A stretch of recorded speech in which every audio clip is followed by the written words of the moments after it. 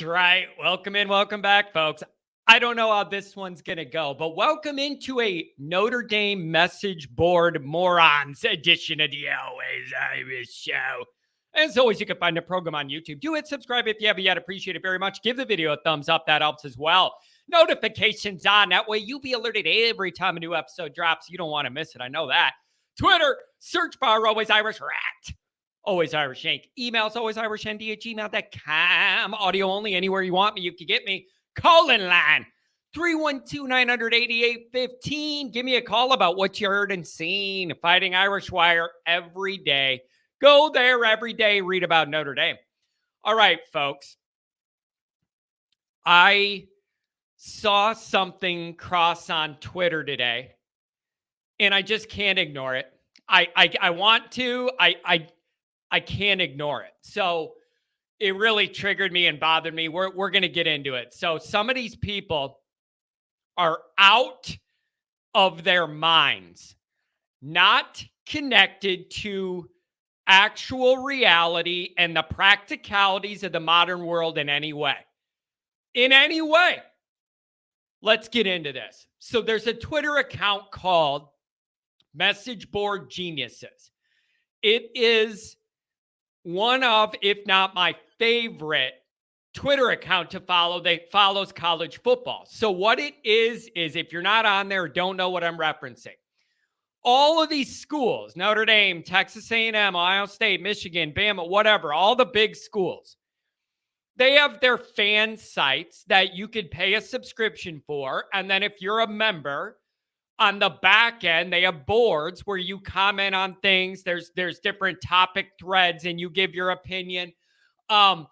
It's usually hilarious, especially during actual games, because it's all overreactions. Like a really great team playing, nobody is down 3-0 in the beginning of the game, and the fans are going, fire everybody, we're going to lose. And then they end up winning 50-3.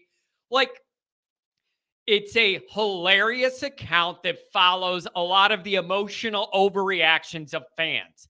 And then whoever runs the account posts the funniest interactions they see to Twitter so everybody else can laugh at them. That way, you don't have to be a member and pay to be on the Ohio State board to see the funny and crazy things they say. All right? That's the history here of this account called Message Board Geniuses. It's a brilliant account. It might be my favorite football account because it's just unhinged. Now, it's hilarious to me when it's fans of other teams making themselves look dumb.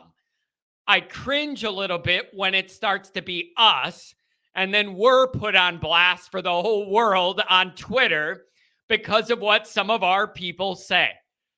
And that's what happened here. This one, it's illogical and it really bothers me, and I'm not going to let it go. So that's why we're doing this show.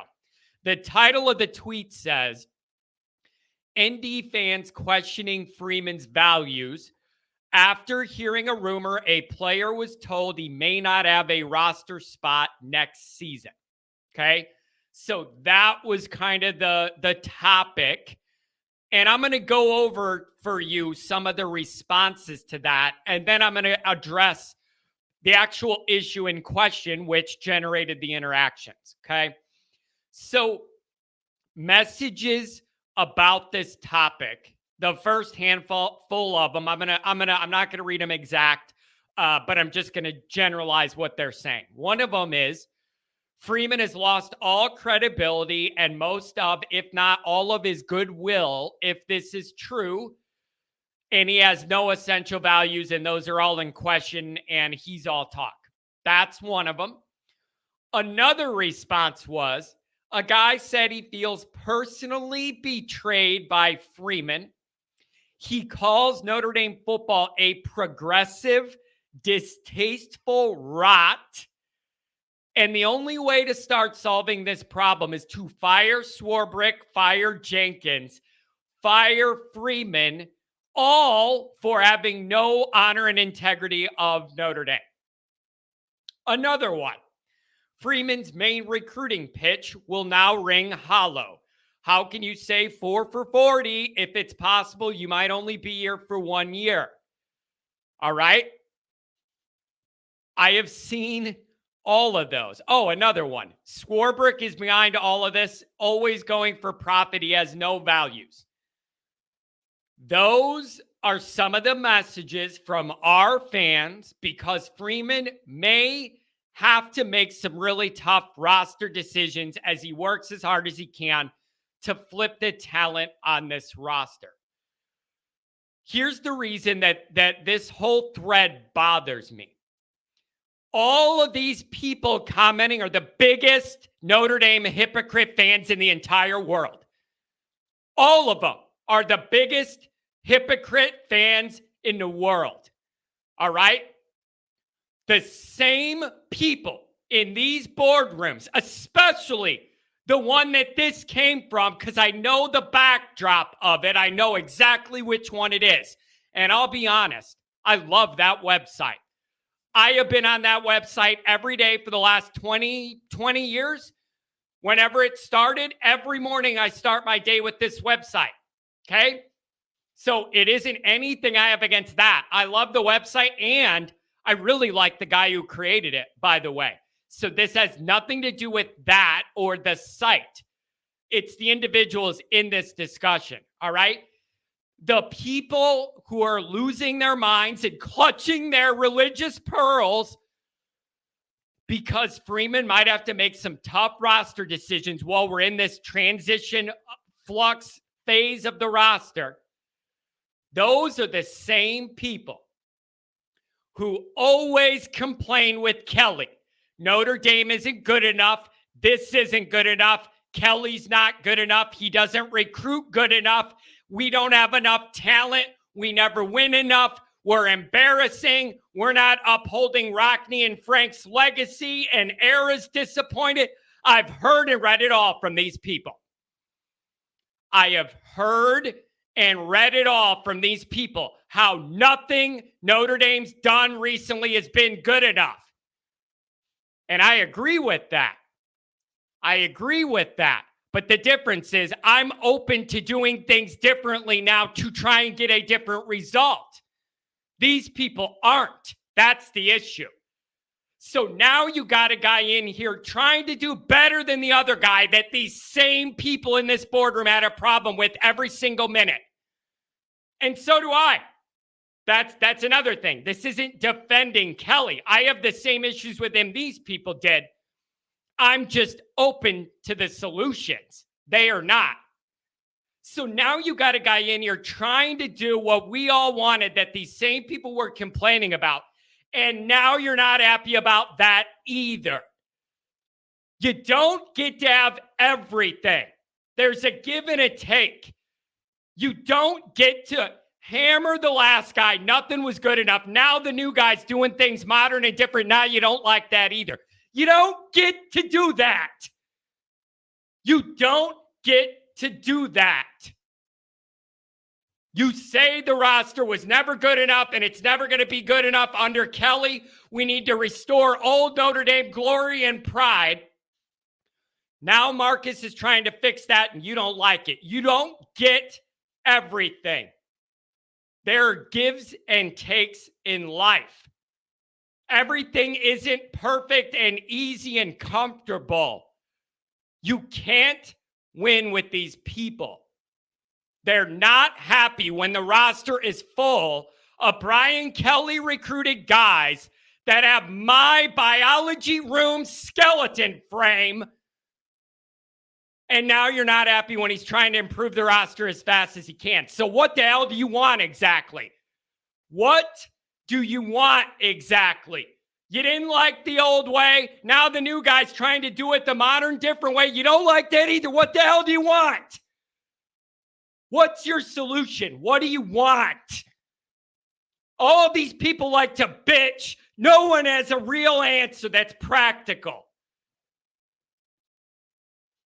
I don't know what you want if you're in this camp. The old way wasn't good enough. Now you have a new way. You're not even giving it time to see if it works, and you're done.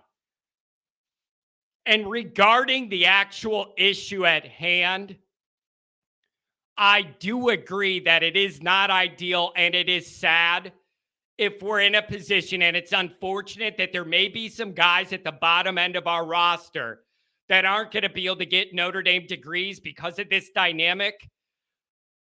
That is unfortunate, not ideal, not the way Notre Dame football would typically operate. However, you have to understand this is a temporary, quick thing. This is not going to be every year. Marcus is taking 15 guys scholarships. Understand, once all of the Brian Kelly-ness is out of this program, this move will never even need to be discussed because Marcus is going to actually recruit guys that can contribute to the program, not guys that look like me and hold a clipboard but take up a scholarship. Nobody liked that. Do you know how many messages I got in the Kelly era from people at home games saying they never realize on TV, but when you're at the game and you look down at our sideline, I used to get these messages all the time. How many guys just look like run-of-the-mill bodies like mine, just non-muscle framed white guys of average build would be standing on Notre Dame's sideline. Wasted roster space. Sorry. Wasted roster scholarships. That's what those are. I'm sorry. They are. They are. So you have to understand, no one around Notre Dame feels comfortable or likes the idea that this might have to be a thing to a small extent. Understand, this is not modus operandi. This is just an immediate thing to get the roster turned over and get all the guys that look like me or look better than me but are still never going to contribute, figure out other ways for them to be able to go somewhere and see the field. And then Marcus can fill that spot with a 4-star guy. 83% blue chip rate. Give me one of those instead of a guy that looks like me. Okay? Being the third long snapper or something. So that's the other thing. People are blowing up this issue as if this is going to be a regular thing. If this did occur, and I kind of think it did, not directly, but in a roundabout discussion about playing time, and you might want to think about stuff, things like that. I don't love it either, but you got to be uncomfortable to get this where you want it to be. So it takes some uncomfortable to get there. That's an icky conversation to have. No one likes it. There's a price to pay to get this where it needs to go. And I'm confident Marcus isn't being a jerk about anything, and he's being respectful and considerate, but he's got to make some tough decisions. But understand, if this is going on, it's very, very temporary. Very, very temporary, just to get rid of the Brian Kelly-ness that isn't going to play or help us. So to say Marcus has no values, I 100% disagree with that. I think Marcus Freeman is the perfect modern personality representation of Notre Dame's values. He gets and respects Notre Dame more now than Kelly ever did. Ever did. Okay? Ever. And Swarbrick just, it's hilarious to me. People are saying, I put this back on Swarbrick. He hired this guy. Now he's being a jerk. So, and the guy says Swarbrick's just about profit. Really?